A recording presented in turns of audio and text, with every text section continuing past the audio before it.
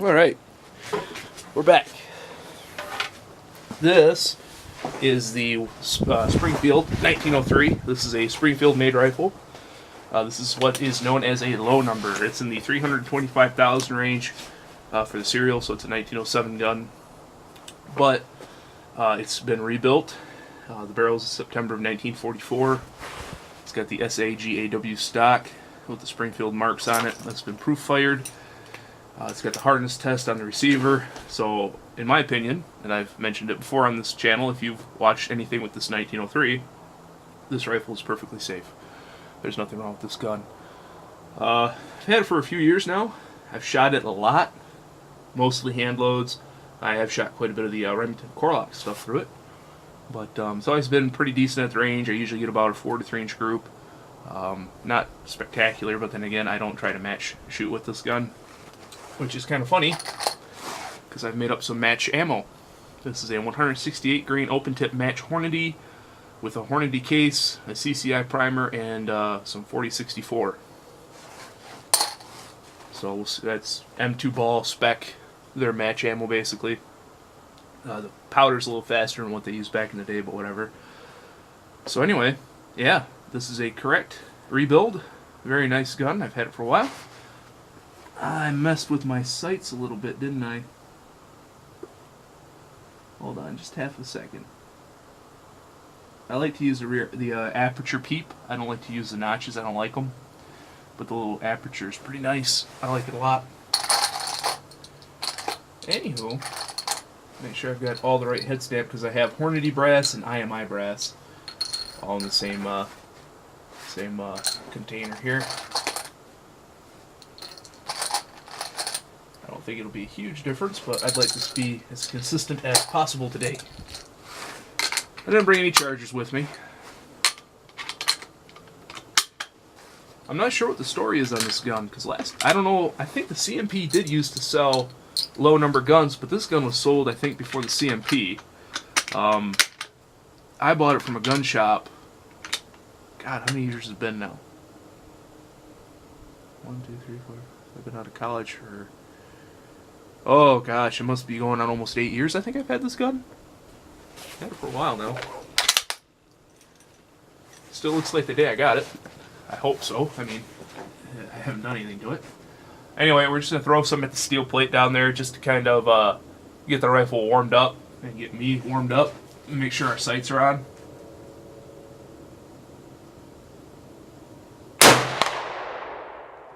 Okay. That was a 6 o'clock hold on the steel plate.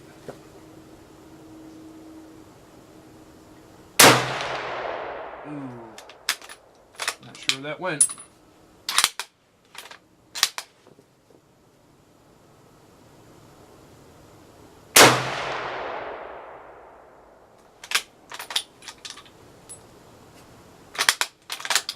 I'm going to try dead on hold.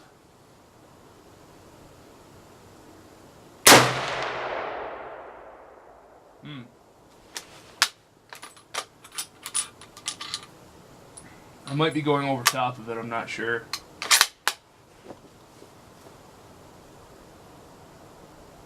I think it's hitting left.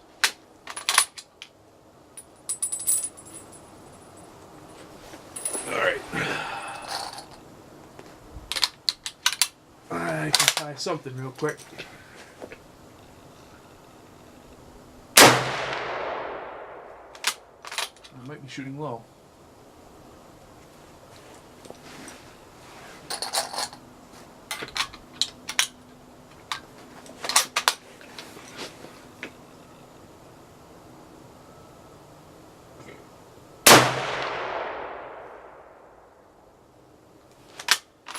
That says it's dead on. Let me figure this out real quick. Alright guys, I figured it out. It's just, for some reason it wants to do a dead on hold with these loads. So we're going to leave it as that.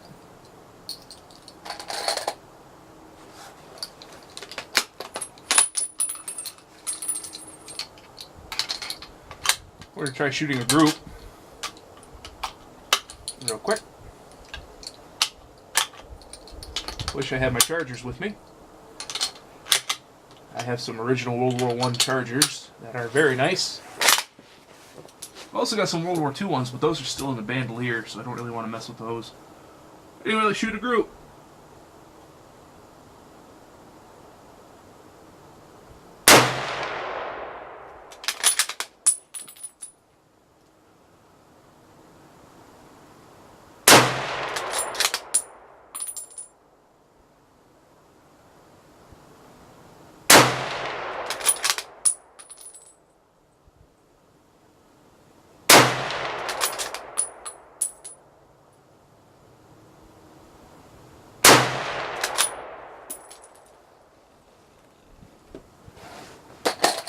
Let's hit that plate a little bit more.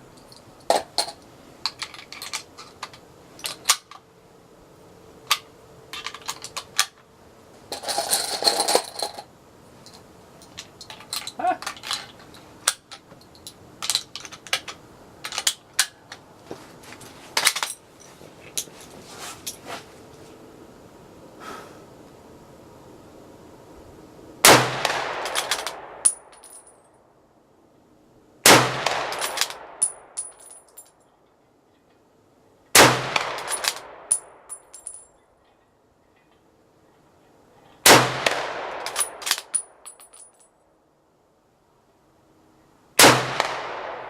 Those were all hits. Am I hating you with the brass? I'm sorry. I'm not sorry.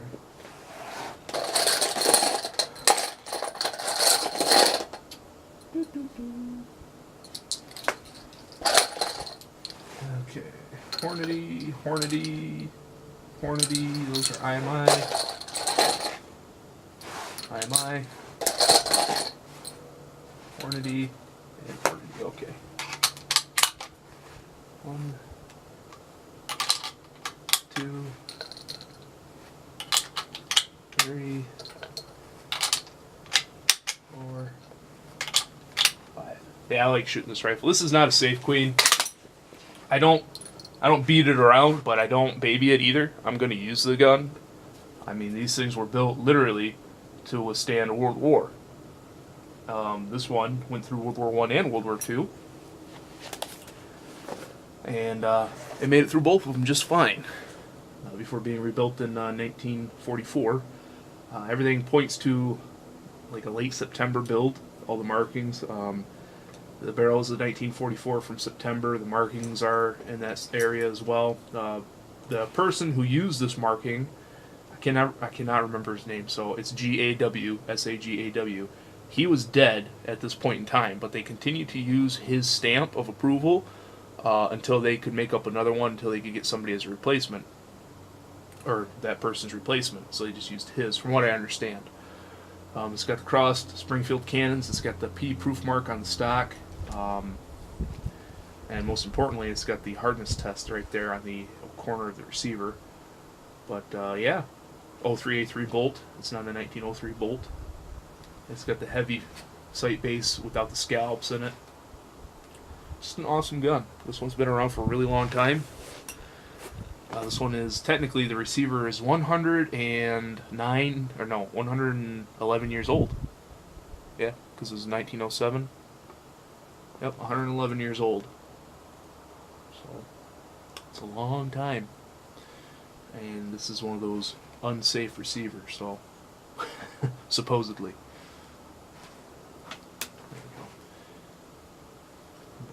Yeah, we issued a lot of these in World War I. We issued a lot of them in World War II, but it didn't see as much service as people think during World War I because the 1917 was serving alongside of it, and it was kind of the substitute standard. And there were a lot more of those in the Army than 1903s, from what I understand. World War II, we obviously had the M1 Garand. That was around for a while. That was a pre-war rifle. But these still had to fill the gaps. The United States Marine Corps used a lot of the 1903s for a very long time during the war. A lot of guys actually preferred these over the Garand, but I think you're going to find that in any military that changes their weapons, or any branch of any military service. If you're trained on a specific weapon, and all of a sudden, after a year or two of using it, you get a brand new rifle that's kind of cutting edge and untested and unproven, you're going to kind of scoff at it, and you're going to kind of want to go back to what works, what's been working for the last 40 years. I think that's kind of how they felt. I don't know if there's any truth to the fact that the Springfield is better than the Garand. I don't think it is personally. I would rather have a Garand if I was in the war. Not that I was, obviously, but if they were to say, hey, here, pick one, knowing what I know, I would pick the M1903 Garand every time. But if I was some old, grizzled Marine that of the ripe old age of 20, I might stick with my 1903. I don't know. It's hard to say. But anyway, enough jaw-jacking, because I know there's a lot of people that actually hate it when I talk. I love you guys. I appreciate these little moments that we get alone together, even if you don't like the sound of my voice. But, yeah, let's, I think I'm going to try to shoot another group. We're going to aim for the left silhouette's head. You probably can't see those silhouette targets because it's probably washed out all to hell in front of us. But let's see what happens, huh? That let the rifle cool down a little bit, so that's kind of nice. Oh man, his head's going to be hard to hit. Not hit, but it's going to be hard to see. I'm going to aim for his neck, actually. That one surprised me.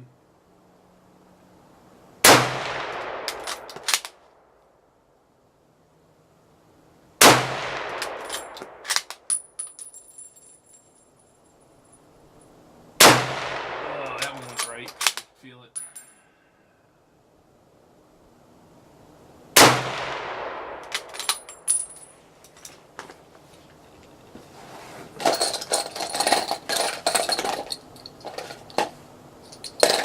Let's shoot that steel. Let's let it have it this time.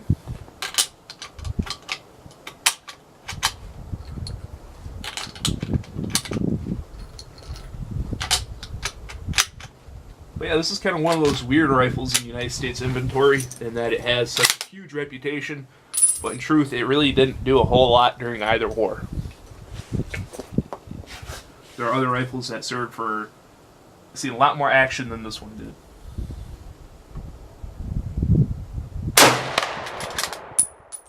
I got a cartridge.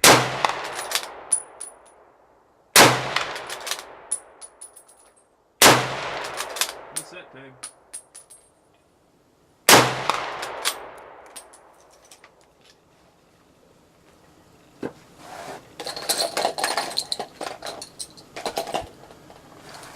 And yes, I am well aware that I am wasting open tip match bullets on a steel plate.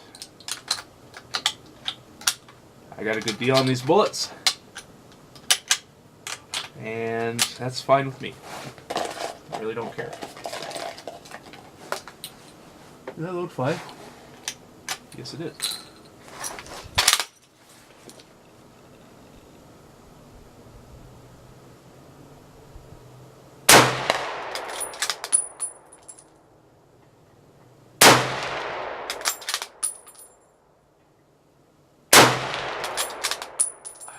Big hole in the middle of the plate too. I'm not sure if I'm going through it or not. That time it didn't.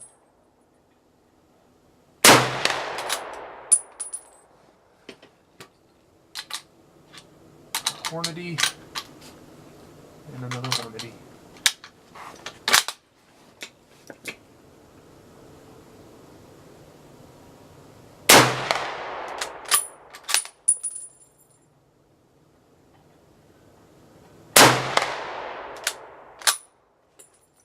And the rifle is still together, despite the fact that it is a unsafe low number gun. But yeah, seriously though, I trust this rifle. I've had it for years now. I've shot, oh gosh, I don't even know, not thousands, hundreds and hundreds and hundreds of hand loads and hundreds of factory loads. I've shot this rifle a lot, and it's been running strong ever since. But it's got all the telltale signs of being a perfectly safe gun.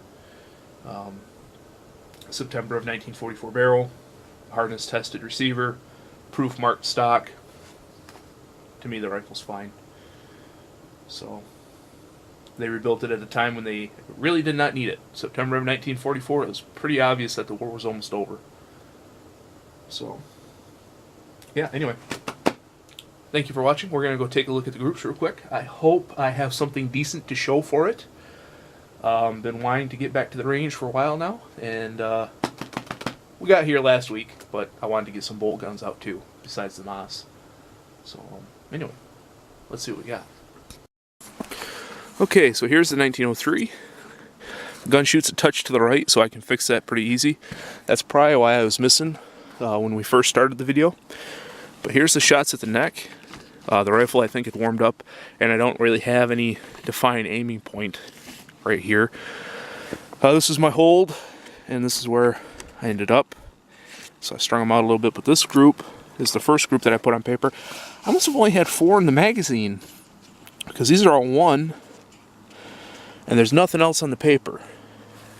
These are just hanger holes for when they're in the store, but yeah, that's a good group. I like that. That's not bad. I'll have to measure that when we get back there. I left my tape measure at the bench, and I still could not find the 5th shot.